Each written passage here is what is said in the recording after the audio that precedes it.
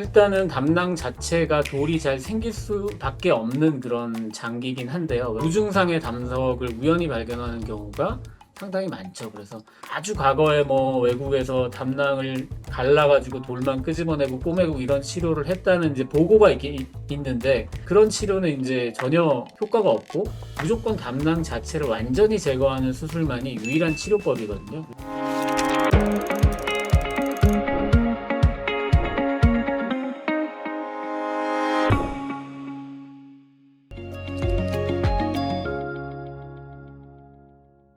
안녕하세요. 담소유병원 병건영 원장입니다. 오늘은 담낭 질환에 관해서 이야기해 보겠습니다.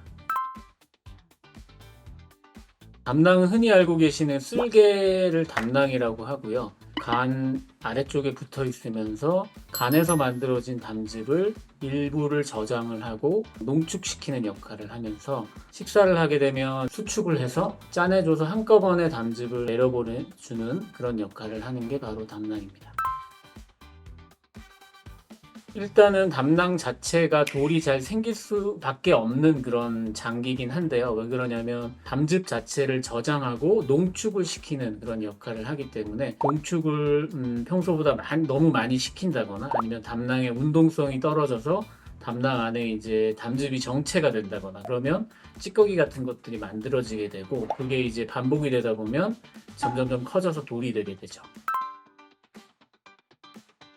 담낭 용종이라고 하면 혹이 담낭의 벽 안쪽에 생기는 질병을 얘기를 하고요. 콜레스테롤 덩어리가 뭉쳐서 생기는 콜레스테롤 용종이 가장 흔하고, 담낭 선종이라고 해서 분비하는 세포가 커져서 생기는 그런 덩어리를 이제 선종이라고 하는데, 그거 말고도 이제 염증성 용종이라든지 기타 여러 가지 용종들이 있을 수가 있는데, 담낭 안에 발생하는 그런 혹을 통틀어서 담낭 용종이라고 합니다. 담낭암은 당연히 이제 담낭에서 발생한 그런 이제 악성 종양을 담낭암이라고 하게 되죠. 그래서 담낭 용종이 있을 때 특히나 선종 같은 경우가 크기가 커지거나 분화가 안 좋게 변하면 이제 담낭암이 되는 거고요. 흔히 얘기하는 담석증의 경우에는 담낭 안에 돌이 있는데 그 돌 때문에 복통이라든지 소화불량 증상을 일으키는 그런 이제 상태를 담석증이라고 얘기를 합니다. 담낭에 돌이 생긴다고 당연히 무조건 증상이 있지 않고요. 무증상의 담석을 우연히 발견하는 경우가 상당히 많죠. 그래서 담석 자체가 굴러다닐 때는 상관이 없지만, 담낭에서 담도로 내려가는 그 출구를 막았을 경우, 그럴 때 이제 증상을 나타내게 되는데, 증상을 나타내는 경우에는 이제 병원에 와서 진단을 받게 되지만, 그냥 담석이 있는지 몰랐다가 이제 증상이 없을 때 건강검진에서 발견을 하는 경우도 많죠. 담낭이라는 장기는 금식 상태에서는 빵빵하게 부풀어 있게 되고, 음식물을 먹게 되면은 쭈그러들면서 수축을 해서 담즙을 십이지장 쪽으로 내려보내주는 그런 장기입니다. 그래서 담낭 쪽을 검사하기 위해서는 충분한 금식을 한 상태에서 상복부 초음파를 통해서 담낭 질환을 대부분을 진단을 하게 되고요. 주변 이제 간이나 담도 이런 것들을 자세하게 보기 위해서는 이제 CT를 찍는다거나 혹은 담도 쪽에 MRI를 찍는다거나 그런 방법의 이제 진단법을 사용할 수 있겠습니다.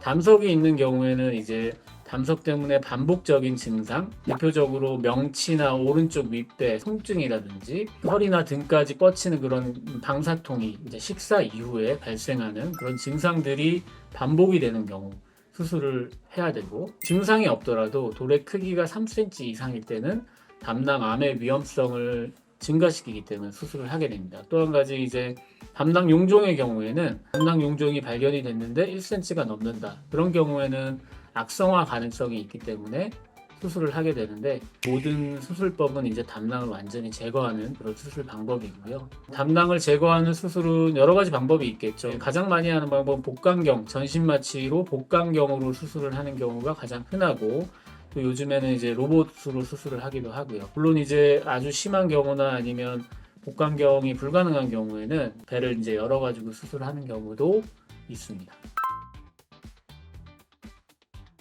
담낭이란 장기는 일부를 제거할 수가 없고요. 담석이나 용종 때문에 수술을 받아야 된다 그러면 무조건 담낭 자체를 완전히 제거하는 수술만이 유일한 치료법이거든요. 아주 과거에 뭐 외국에서 담낭을 갈라가지고 돌만 끄집어내고 꼬매고 이런 치료를 했다는 이제 보고가 있는데, 그런 치료는 이제 전혀 효과가 없고 잘랐다가 꼬매가지고 이게 제대로 아물지도 않을 뿐더러 또다시 돌이 생기거나 그럴 수 있기 때문에 원인이 되는 담낭 자체를 완전히 제거하는 게 원칙입니다.